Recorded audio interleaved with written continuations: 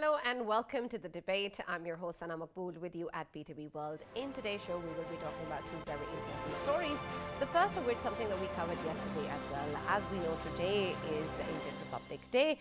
And as we spoke about it yesterday, it is not a cause of celebration, but somehow it is still being celebrated throughout India for some reason.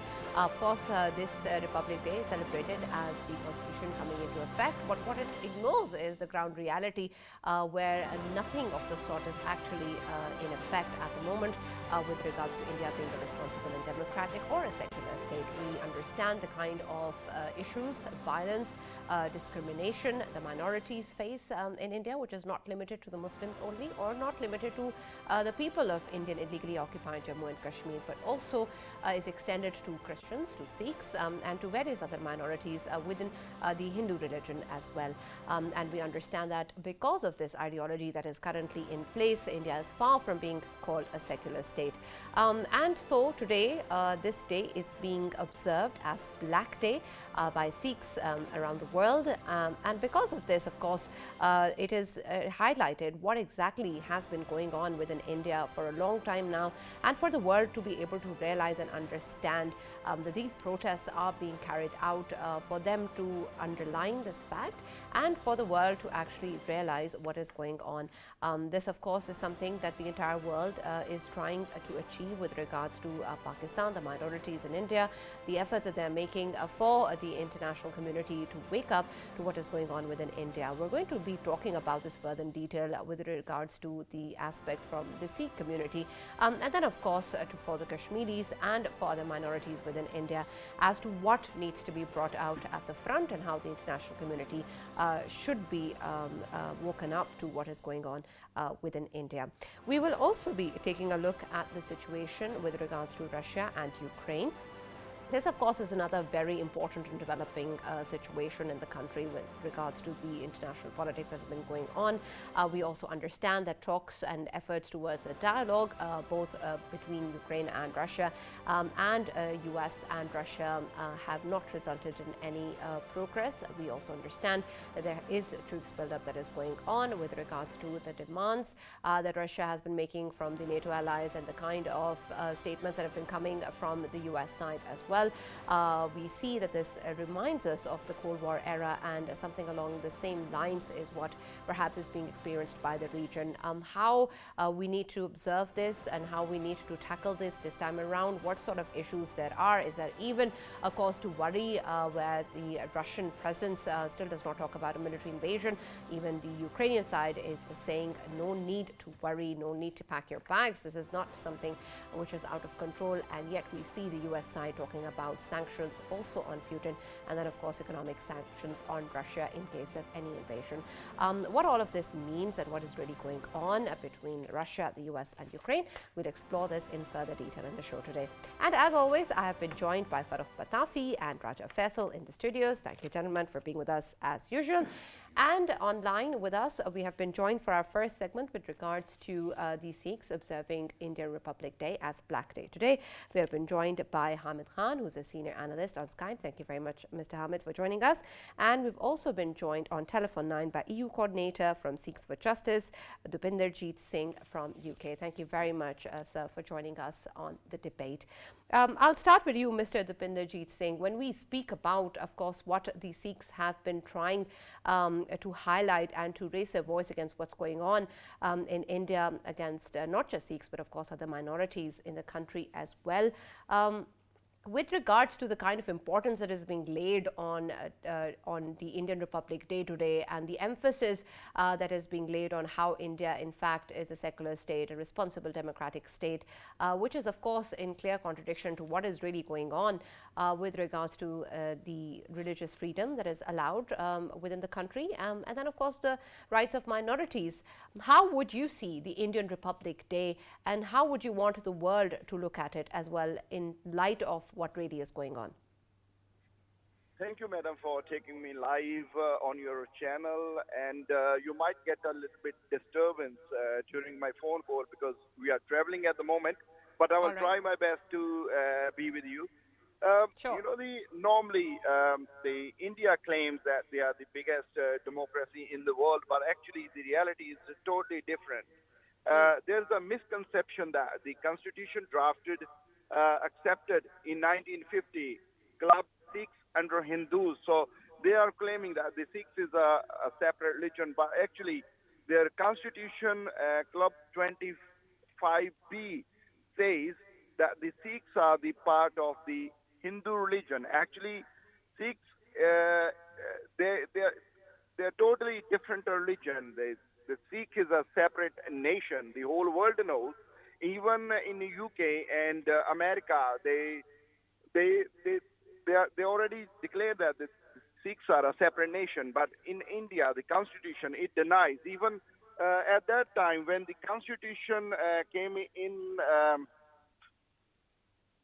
the the actually sorry, I dropped my phone.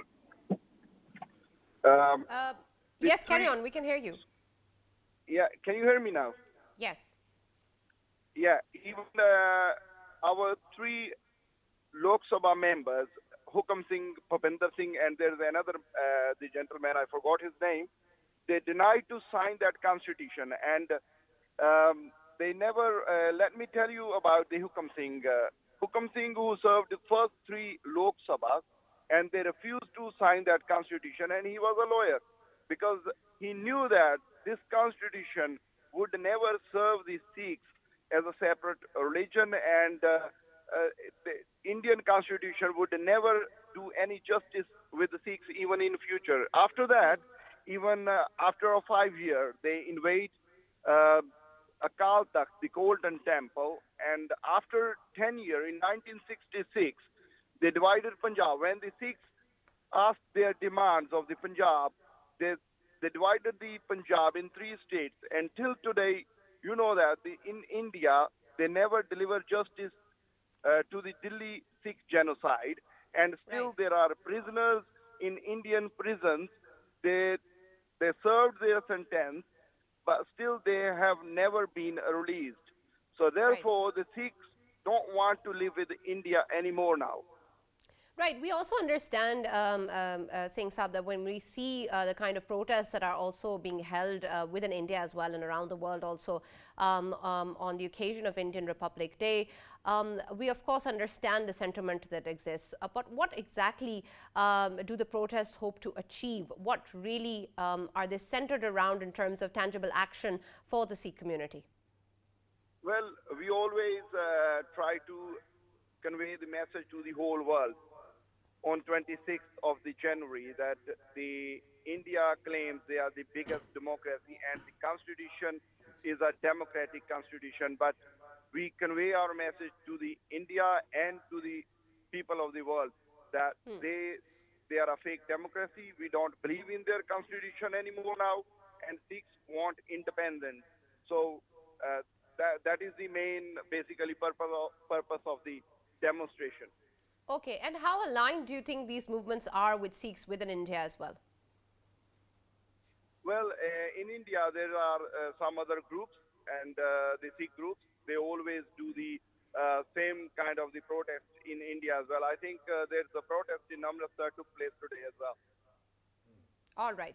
Mr. Hamid, when we look at, of course, the situation within India and on the occasion of Indian Republic Day, we, of course, want to be able to see and understand the fact that when we look at the constitution of India and the kind of things that are going on, we don't see the religious freedom that India talks about or the kind of equality that the minorities and people of India deserve. And it's more of a Hindutva ideology-based regime at the moment. When we see that happening, how does India still get a seat at the table in the international community with the same kind of respect, with the same kind of importance or credibility, despite the kind of actions that its regime seems to be taking on the ground? Thank you very much, Sana. I would disagree with you that India is getting the same respect or same Okay. kind of status with the international community now. No, I believe that every day Indian government and current government is being exposed very clearly and very openly that what they are doing in terms of genocide in Kashmir, in terms of their treatment with the minorities. there is no doubt that this 26th January would have to be celebrated as the Black Day because of their unjust treatment with the minorities there, because of the separatist movements going on there. And I would like to second Dipinder Singh's thing, that the way he clearly mentioned while the Indian Constitution was first passed in 1950, yes, it was a clear effort from Nehru's government that they wanted to take Sikh as a part of a Hindu religion, and this is the same ideology which they have attempted in 2021 by making Guru Nanak Ji a disputed personality against another guru of them, which was what was his name? Guru Gobind Singh. Yes, Guru Gobind Singh, they wanted to promote him instead of Guru Nanak Singh. So they wanted to merge a Sikh religion into the Hindu religion, so that this is what they are trying to achieve. One way or the other, they are forcing the pride Sikh that they need to take up as a Hindu as their religion, which is not going to happen. On the other hand, we have seen that not only in England, the Black Day is being celebrated in Canada, Black Day is celebrated in America, Black Day has been observed everywhere in the world where Sikhs Right. or Kashmiris are Mr. living Hamid, can you give me prominently. an example of where India has been treated differently than any other respectable democratic state? Any sort of a Also, consequence that it has so far received with regards to how it behaves with its I, minorities? I'll tell you. I'll tell you. I mean, this is an ongoing process. This is an ongoing process where we have seen Amnesty International report has many reports against India are alarming for the European Union. There are questions asked in the British Parliament by one of the British MP. His name is James Daly. He clearly asked to. He's a member of the ruling Tory party, and still he asked in the Parliament that why British government is not daring enough to ask the question to the Modi what atrocities he is doing in Kashmir and in Indian Punjab and in other states.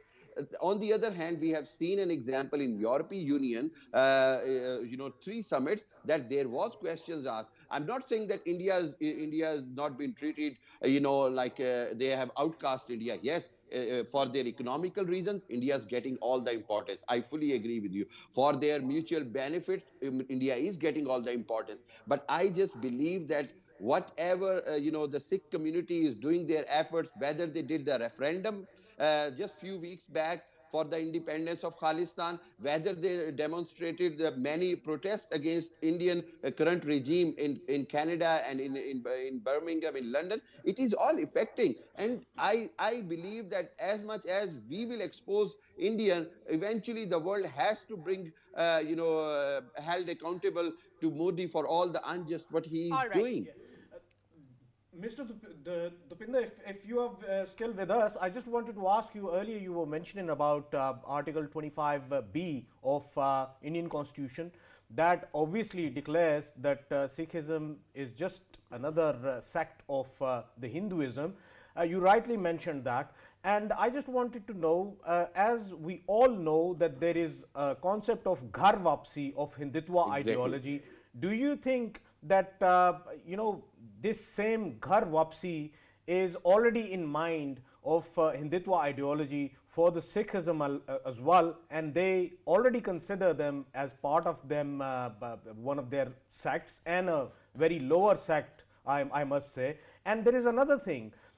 What is the reason behind so many youths from Punjab obviously joining Indian Army, knowing the fact that in today's Indian Army, it is highly saffronized, and if we look at the even the promotion setups, people or the officers who are attached somehow with the RSS, they are getting promoted, and not the Sikh officers, they're not getting promoted. So what's the reason behind it that they're still joining the Indian Army?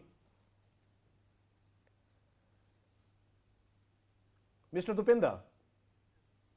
Can you hear me? Raja Faisal, can I answer Yes, it? we can hear you. Yeah, I think we can hear Dupinder Singh. We'll come back to you, Mr. Hamid. Yes. The main reason behind it is they do not have any choice. Basically, they are living in that territory. They have to obey their rules. They have to follow them.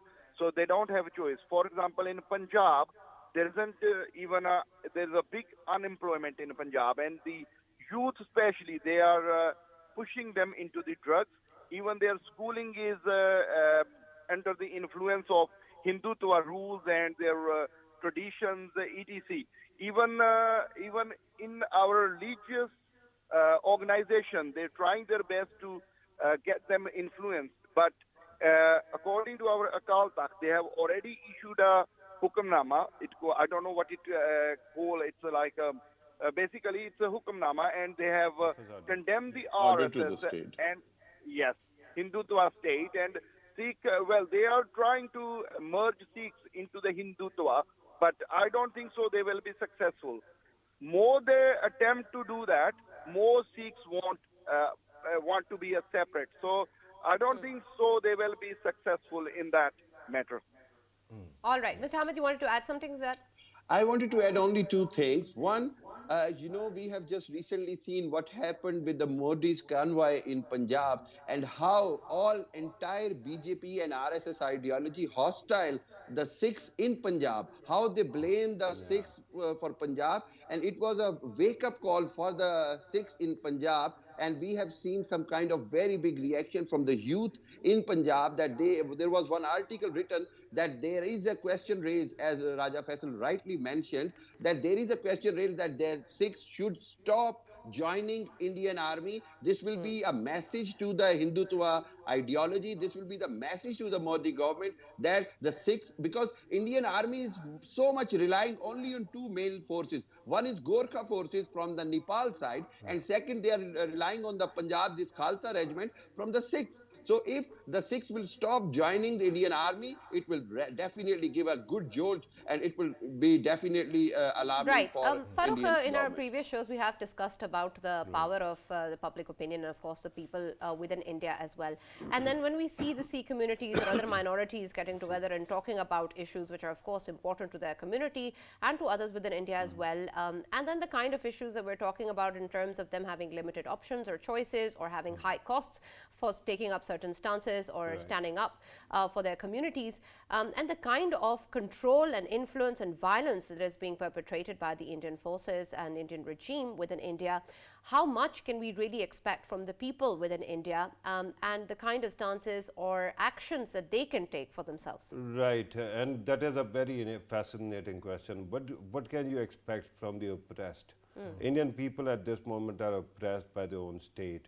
And why? Because the hardline element that was actually haunting India for past 70 years has actually taken control of their state. Let me remind you that today we are talking about India's Republic Day. And Republic Day basically celebrates the fact that on that day in 1950, they actually became from a dominion, they graduated to becoming a republic because they actually passed their own constitution. And before me at this moment is the preamble of that constitution, which actually promises what to expect from that as an executive summary, so to speak. And here there are clear promises. For example, first, sovereign country, socialist country, secular country, right? And then democratic country. Then equal liberty ensured for everyone, liberty of thought, liberty of belief, faith and worship. Now, Muslims are not being allowed to worship, right, at various places. Then equality of status. Now let me deconstruct this. Yeah. Let me remind you that the reason why they actually added the word socialist before secular was that there was this promise. India knows that it has casteism, and there are, majority is the scheduled caste and Dalits, and because they are untouchables or they are treated as untouchables, India's society care two hoots about those people, right? So the state was promising that we will at least give you an equal ground to progress, but it is not happening today. One, Exactly. when you ask caste people from the lower caste, they have been bullied to the margins of society. When you talk about the minorities, they have been totally devastated by the Modi regime and their rule. When you're talking about equal opportunity for everyone, today there was violence in Bihar where protesting students actually burned down a train. Why? Because they were demanding jobs. And there is a dearth of job creation in Narendra Modi's India. So today, you can think or claim that India is a democracy, secular democracy, socialist democracy, or a republic for that matter. Yeah. But factually, it has become a Hindu Rashtra where no one has any rights but the majority 5% Brahmins whose elite capture is complete. Don't tell me that Narendra Modi comes from lower caste. He is actually a showboat. Similarly, India's president, he is also a showboat. Actually, they have these mascots, and yet the power has gone to the upper caste. Yeah. And they have been exploiting people. Yeah, Right, and there's so wanted much- yeah, yes. if Sana, if you allow me, such a beautiful point which has highlighted, Farrukh has highlighted. I just wanted to add a couple of things into it. If we talk about the equal opportunities, I just wanted to highlight, India happens to be one of the biggest countries that exports beef to the world. At the same time, if Muslims are obviously, transporting a cow, they get lynched at the hands of the Hindutva ideology. And if we talk about, forget about the Muslims going to mosque and offering their prayers, freedom of offering the prayers. They don't have freedom of even cheering Pakistani team when it wins against their own country. Absolutely. So this is what is going on. So there is no equal rights. Right. Secularism has already died in India. Sana? Right, and we've seen Son- so much evidence of what is going on within India. And just recently, we were speaking to Stoke White, a representative who told us about all of the evidence that, of course, the firm has gathered against the Indian regime, and of course, the kind of violence and war crimes that the regime has been carrying out for a long time now. One thing, of course, that's important here is the universal jurisdiction principle, which seemed to be what really is the way to go forward, or what really can possibly result in some sort of action. I don't know if Mr. Dipinderjeet Singh is still with us. I wanted to ask him whether or not this sort of principle is also being looked at or considered in terms of the action that is being taken against what is going on in India, or for the people of minorities or other communities, specifically Sikhs, within India and around the world. Mr. Dipinderjeet Singh, are you with me? Okay. Sana? I think we may have lost contact with that. Yes, Mr. Hamid, perhaps you can Sana, shed some light on this. I did manage to speak to that law firm who has filed the case against, British Indian Army Chief and Narendra Modi and all that, and based on the universal jurisdiction of the London Metropolitan Police. And to be honest, the evidence which that law firm have submitted is undeniable. Over 2,000 different interviews of the evidences is how can anybody deny that? And on the other hand, the legal references and grounds which he has made with the reference of Geneva Convention, it clearly says that all the atrocities what Indian army is doing in Kashmir, they are clearly genocide and comes under the war crime. So it is definitely a test of, I would say, that British government, how do they react? It is a test for the London Met Police as well, how they handle it. But But my question, Mr. Hamid, was that we have seen some clients come forward with this and approached the law firm to be able to carry out and gain all of this evidence, right? Why don't we perhaps do that on a larger scale, or different protesters that are sort of getting together today, or communities, why aren't they doing the same if that's the way to go? That is the need of the hour, that they all need to come together. They all need to be together and make themselves strengthen so that they can properly, protest in a way if the British government is not going to take any action for these, application which has been made in the London Metropolitan Police.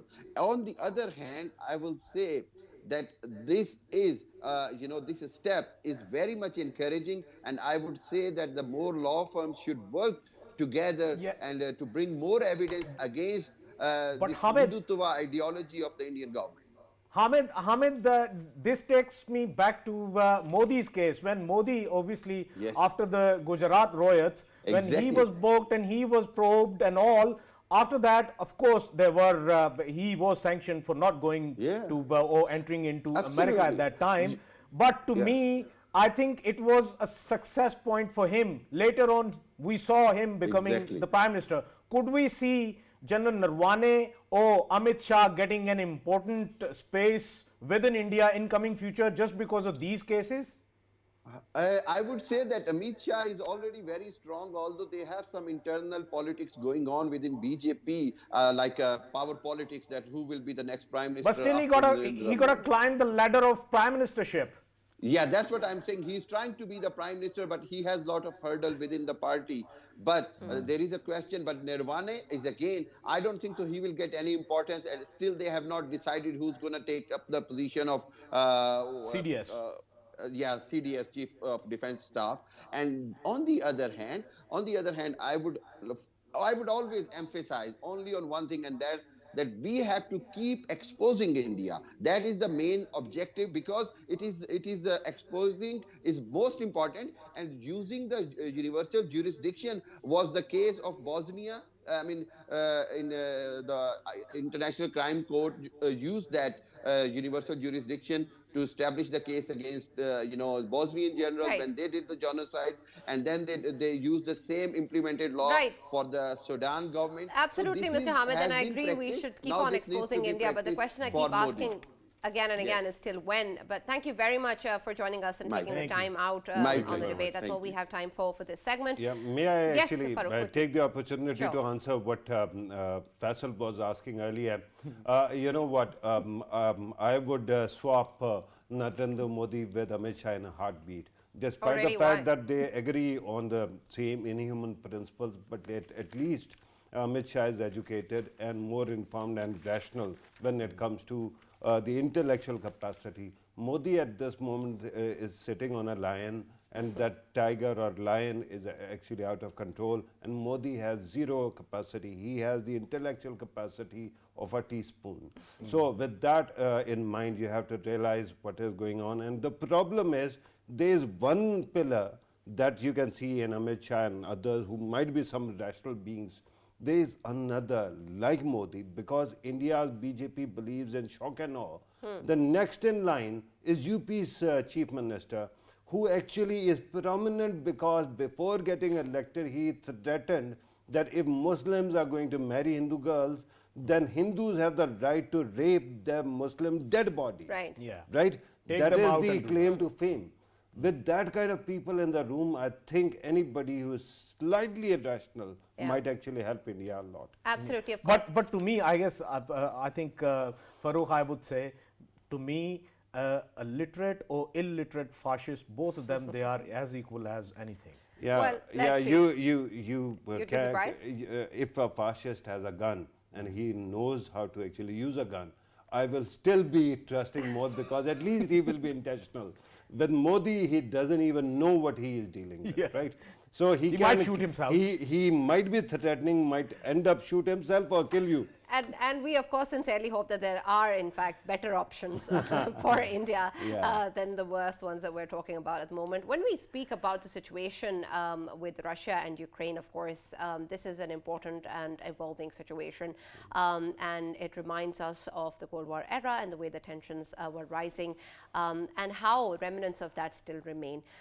We understand that currently this situation is at a deadlock with the troops buildup also existing and the talk of sanctions from US forces coming in with regards to sanctions on Putin as well as Russia in general. Let's first take a look at what Joe Biden spoke about with regards to putting sanctions on Putin, and then we will move forward. We'll play that clip for you in a short while and see exactly what it is that Joe Biden was talking about and whether or not, of course, this is an option that will be exercised by the US.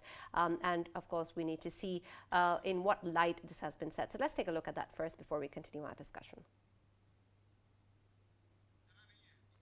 Unfortunately, we're unable to play the clip at the moment, but we'll come back to it. Just to remind our viewers what it really is all about. When we see the situation with the US side, and then of course from the Russian side, there seems to be a deadlock, and then statements coming in from the Ukrainian side as well, saying that there's no real reason to panic. Farrukh, when we see the situation, when we speak and try and understand the Russian side, they seem to deny any intention of a military invasion. The Ukrainian side has been speaking about how there really is no real threat. The US talks as if the threat is imminent, and something really needs to be done at an urgent level to be able to control the situation. Right. Which one of these narratives is closer to the truth? Yeah, amazingly, this incoherence of times actually reminds you of one war which was great. It was called the Great War, the First World War, because nobody actually wanted to wage a war, but in the end, we ended up with a war that actually devastated Europe and gave Europe Nazis and other fascists that actually destroyed the civilization to an extent. At this moment, on one side, you heard the US president actually saying that I will sanction Putin personally if he were to actually indulge in any kind of adventurism. Then we saw a statement coming from the Russian side saying that it won't hurt President Putin, but it will not be a good thing to do, and it will hurt their relationship. And then Ukraine's foreign minister comes forward and says, these 100,000 troops are not enough to invade our country. I don't know whether you are provoking them or whether you are teasing anybody or what exactly. But at this moment, I tell you, we are actually not even in Cold War. We are not even on the eve of Second World War. Okay. I take you back to the First World War, which was by far, by consequence, most devastating war because it broke the world order. Right? At this moment also, if Russia goes to war with Europe, and by the way, I didn't mention Germany. Germany's Angela Merkel was very confrontational when it came to Russia.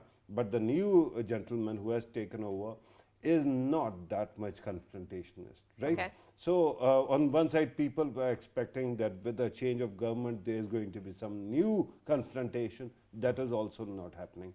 So at this moment, with all this khichdi, so to speak, you have worries that if there is a war, it will create bigger monsters than Nazis, because at this moment, the center stage or the middle ground is at threat, under threat, and once these people fight, Russia, Europe will be devastated. America perhaps also will be, and then the fascists will get an opportunity to lay their claim on the entire Europe. That is dangerous. Yeah, Right. Sana, And yes, Faisal. Yeah, Sana, if I could add something, I would fully agree with Farrukh, and I would further say this, that I think European Union needs to play a key role in this standoff rather than America. They should not be relying entirely on Americans right now, because they are right at the front of the Russians, and I think they need to play their role. And to some extent, I think we can understand that they are playing their role, and they don't need a sort of conflict within Europe. Okay, and this is something that I was going to talk about right now with regards to the stance that we see coming in from Joe Biden. It seems that everybody is on the same page with how they want to respond to any possible threat of Russian invasion. But is that actually the case when we see different European nations coming together and talking about it, with Biden also saying something similar to how there may be different responses if there is not really a military invasion but any other step? It seems that perhaps the kind of statements that are coming out don't really seem to be talking about what is the true picture. Farrukh? Right, and that is astounding, because you earlier, Faisal was also referring to the EU.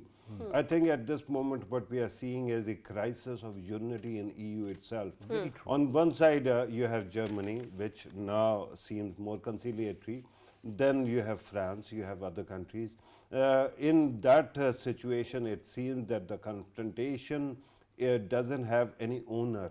When you listen to the US president, what are the mechanisms that are going to be used. On one side, he is talking about 8,500 soldiers getting ready on call if there is going to be some kind of confrontation. 8,500 soldiers are not going to stop 100,000 soldiers from the other side. Then there is the question of sanctions. Regarding sanctions, I tell you, there is the law of diminishing returns. How much can you keep on, sanctioning a country and then think that it can move forward? There is a time when the other country stops playing ball, and that seems to be happening. Right now, what is needed is the meetings that are going on between America and Russia, and then between NATO and Russia. That is very important. These people actually hold the civilization together. Don't listen to the media that keeps on egging both sides to go to war, because I'm telling you, it will devastate civilization in every which way possible. Right. Yeah. So we have to stop this war, and the entire world is looking towards But do we even see any sort of progress coming out of these talks, specifically when we see the Russian side demanding the NATO forces to draw back to 1997 levels, and also sort of not be able to engage the way they are currently engaging in Eastern Europe, with such sort of demands which seem unlikely from the NATO side? Do you think that there could be any progress with the way the talks are proceeding? Right now, they don't seem to give us any hope as to what may be coming forward. Do you want me to take this, or Faisal? Yeah, Sana, if we look at the timeline of the events, if we look at the Russian stance, initially what they did, obviously they put 90,000 troops over there, and of course they put for a reason, on the border. And initially they started saying that they are there to help the Russian people, because to them, people who are living in the eastern Ukraine, they call them Russian people, and they already call them a part of Russia. And that's why they were there. But if we look at them now, they have started tilting towards a different narrative, in which they have started maintaining that, oh, our forces are there for the annual trainings, and they are just conducting the exercises, the military exercises, and nothing should be, no one should be worried about it. This is what they have started doing it. And then if we look at the American stance, of course, it can be understood by the American and Western stance. They look at it as a threat, because they are still haunted by the skeletons of Crimea, because whatever happened in Crimea, they were not expecting at that time, and it did take place. So yes, on the Western side, they have the fears, and of course, when Russia puts its troops somewhere, then of course they are up to do something. All right, let's try and understand the Russian situation a bit better by welcoming in the show Mr. Andrei Kortunov, who's the Director General of Russian International Affairs Council, who's joined us on telephone line. Thank you very much for joining us on the debate. Andrei, can you hear me? Yes, I can hear you. All right, Andrei, before we move on to what really seems to be a possible solution forward with the kind of the situation that we are seeing at the moment, let us first try to understand really the Russian perspective. We've spoken to you before as well with the possibility of Russian invasion. Is that there? With the way that we are seeing the statements coming in from the US side, it seems that they really think that this threat is imminent and is likely, and their troops are on a high alert.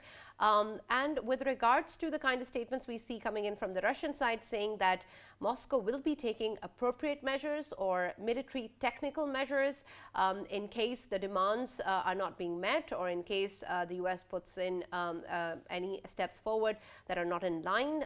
What really do these statements mean? What seems to be the way forward in the minds of the Russian side?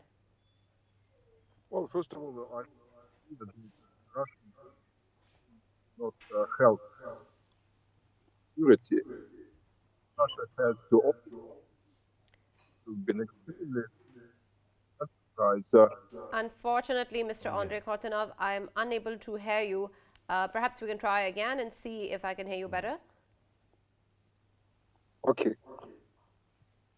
Please continue. We'll try and establish our contact once again with Mr. Kortunov and see if he can hear us. Farrukh, with regards to the same question that I asked Mr. Kurtanov, what do you think the Russian side would mean when they say military technical measures or appropriate measures? If not a military step, then what seems to be the option on the table for the Russian side? Well, if you have looked at the geography, Russia has all the levers possible to control the outcome, right? Unless any external force actually intervenes, like NATO does, or EU does, or for that matter, the US does. Russia might not be that much impeded by any kind of reaction or response from the Ukrainian side. But I tell you earlier, you were saying that whether the talks are producing any kind of results. Yeah.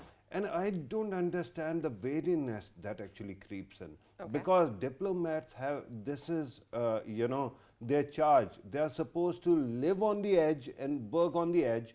And as long as you are not fighting, and as long as you are talking, that means there is no war. That actually gives a good signal to me. For example, US Deputy Secretary of State, Wendy Sherman, right? Ambassador Wendy Sherman, she has written a beautiful book, and it is called Not for the Faint of the Heart, right? The book says it all, but it opens with a very interesting dialogue that is going on between Iran and the US regarding JCPOA. And there she tells us that there was a time when clerics were not ready to yield at all. And she all of a sudden decided that she is going to start weeping, the woman card, so to speak. She calls it herself. And it worked, right? Amazingly, all these people are very smart and they know what they are doing. So we have to actually keep looking towards the diplomats rather than the military side for the situation to actually have a good outcome. As long as they're talking, they're not fighting, and that is heartening for us. All right, let's also welcome Andrei Kortunov back in the show. Mr. Andrei, can you hear me this time around? And please say something so we can see if we can hear you as well. Thank you. Yeah, I can. Yes, Mr. Kortunov, please make your statement. Yes. So go ahead, we can hear you. Okay, well, my point is that it's very clear what Russia is likely to lose if it invades Ukraine. It's not clear what it can gain, because if it does not occupy all of the territory, it will have to confront a resurgent Ukraine heavily backed by the West.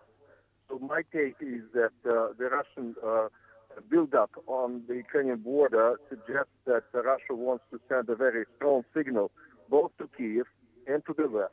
It would like to send a signal to Kiev that Kiev should rather stay within the framework of the Minsk. Right. With regards to the demands that we see coming in from the Russian side as well, if we were to say that the negotiations are continuing and there can be progress made on that, then where do you think can Russia draw a line? I think, unfortunately, we've lost contact with Mr. Kortunov.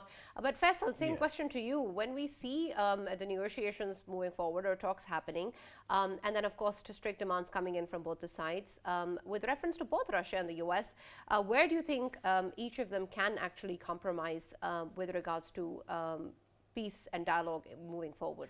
You know, Sana, let me tell you about diplomacy. There's this saying that every conflict has an end, and that end always is a peaceful end.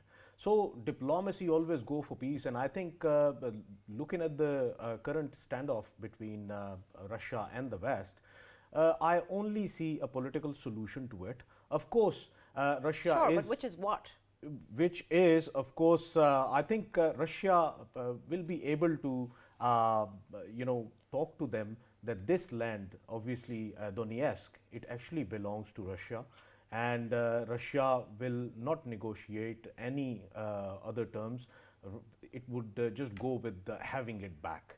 And if we look at, even if they go for a plebiscite or anything like that, they will. Russia is in a better position when it comes to Donetsk. But of course, if we talk about the Kiev will never go towards the Russia. And I think end of the day, this is what the solution is, and political solution will be reached Okay, of that Farrukh, nature. do you think that is plausible? What Faisal is saying? Well, I don't think that we are in an age where very easily you can revise the boundaries, right? It happened with Crimea, but this time there is a lot of stake involved, and I don't think Donetsk is going to Russia or anything else. I think that all this build-up is costly thing, right? When you build up, remember India did it on our border in 2002. It actually cost them an arm and a leg. Russia's economic situation is even more precarious.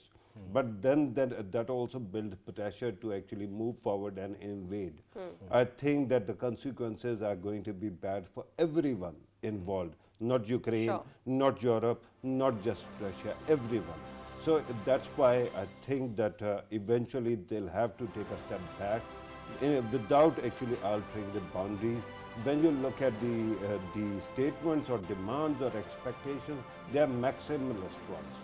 Then you take a step back, and that's why you have diplomacy. And Sana, before we move on, let me correct myself.